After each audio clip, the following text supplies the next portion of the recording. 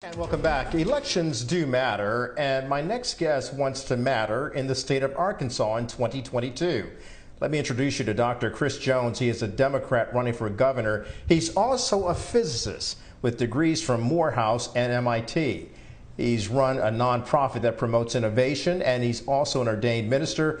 Sir, it's good to have you, Dr. Jones. And when you announced your candidacy last week, you released an ad that has been viewed more than 3 million times on Twitter, and you've had more than 7,000 retweets. What is it about your story and your message that has attracted so much attention? Well, look, first, let me say I'm thankful for being on the show and having this conversation with you. It's always great when I can talk about Arkansas. Really, I believe what happens here is that there's a message that's resonating with folks. People want to get past division and hate and really have something to look forward to, and that's unity and togetherness. So for us, it was about telling the authentic story of who I am, not in any jaded way, and in letting that story resonate with folks. So I'm excited that people hear it. I'm delighted that you can talk about that. I'm looking at the stole there, 1819 to 2022, in which you stated, imagine that this stole represents time, not just my lifetime, but my ancestors and my children. And then you go on to say, as a Christian, I thank God every day for that time. As a physicist, I also know that time is also relative. Talk to me about that. Yeah, so growing up, I would stay up late at night thinking about time travel and wondering if there's a way to invent a time machine. But I also spent time in church, and whether it was in Bible study or Sunday school, thinking about how God actually transcends all time. And so for me, it was the coming together of those concepts and understanding that not only are we interconnected with each other, but we're interconnected in history and the future. And the question is, what are we doing today that builds on our yesterday and pushes us towards a better tomorrow? Dr. Chris, you have such a refreshing view of things through your faith.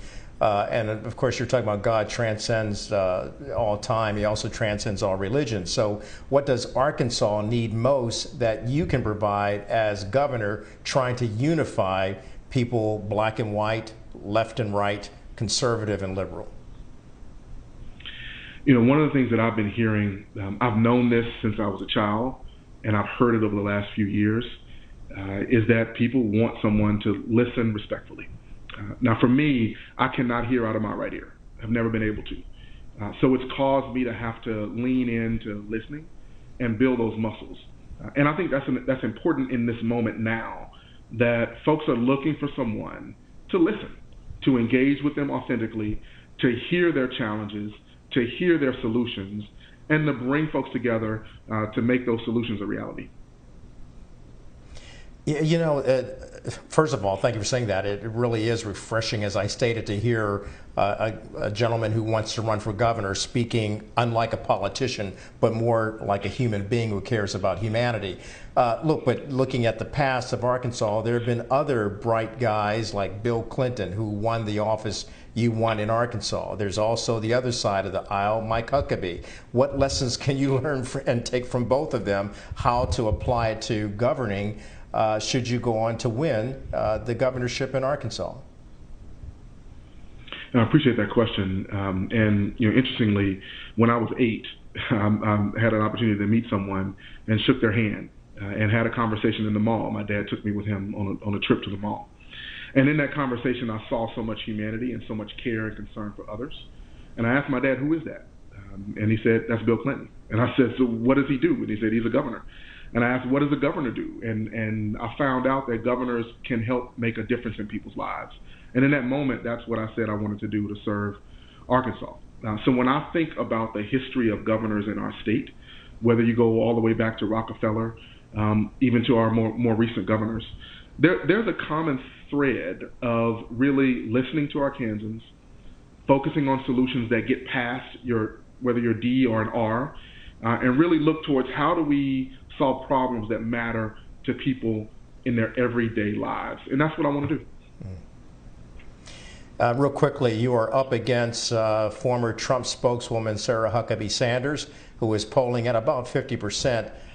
She also speaks from a faith-based perspective, but from a white evangelical perspective. You're speaking from more of a universal evangelical approach. How will you win?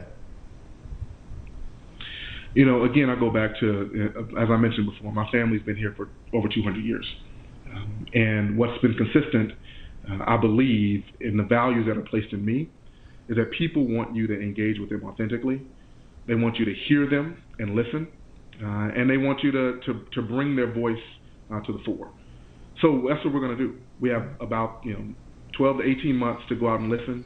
And through the listening and engaging with Arkansans, we believe that we'll win people over. Well, Dr. Chris Jones, Democrat running for governor of Arkansas, I want to thank you and keep leaning in. Thank you. There you go. Appreciate that. Thanks a lot. Appreciate you having me on.